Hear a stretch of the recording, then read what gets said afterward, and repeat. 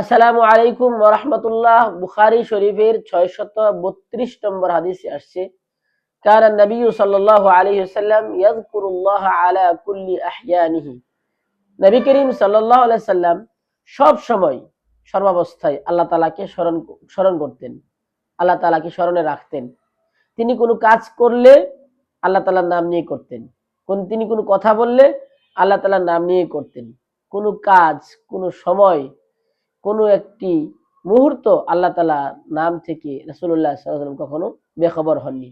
আমরা তো এমন যে আমাদের দিনের পর দিন চলে যায়, সপ্তাহের পর সপ্তাহ চলে যায়, মাসের পর মাস চলে যায়। আমরা আল্লাহ তাআলার জিকির, আল্লাহ তাআলার স্মরণ আলাদা এক্সট্রা সময় করি কিনা?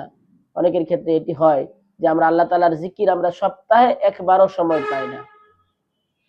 অথচ রাসূলুল্লাহ সাল্লাল্লাহু আলাইহি ওয়াসাল্লাম ওনার অভ্যাস ছিল, তিনি কেমন ছিলেন?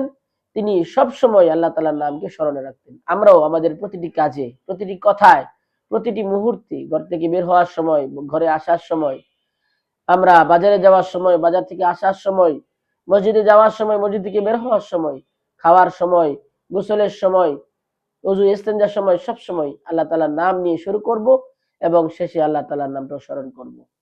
আল্লাহ তাআলা নিজেই বলেছেন, ইয়া আইয়ুহাল্লাযীনা আমানু যকুরুল্লাহা যিকরান কাসীরা। আল্লাহ তাআলা বলেছেন, ফাযকুরুনি আযকুরকুম ওয়াশকুরু লি ওয়ালা তাকফুরুন। তোমরা আমাকে স্মরণ করো, তাহলে আমি আল্লাহ তোমাদের কথা স্মরণ করব, তোমাদেরকে আমি আমার স্মরণে রাখবো। আর যে আল্লাহ সুবহানাহু ওয়া তাআলা আমাদেরকে স্মরণে রাখবেন, অবশ্যই আল্লাহ তাআলা আমাদেরকে বিভিন্ন বিপদ আপদ বালা মুসিবত থেকে রক্ষা করবেন। মহান আল্লাহ সুবহানাহু ওয়া তাআলা আমাদের সকলকে আল্লাহ তাআলার নাম স্মরণ করার তৌফিক দান করুন। আসসালামু আলাইকুম ওয়া রাহমাতুল্লাহ।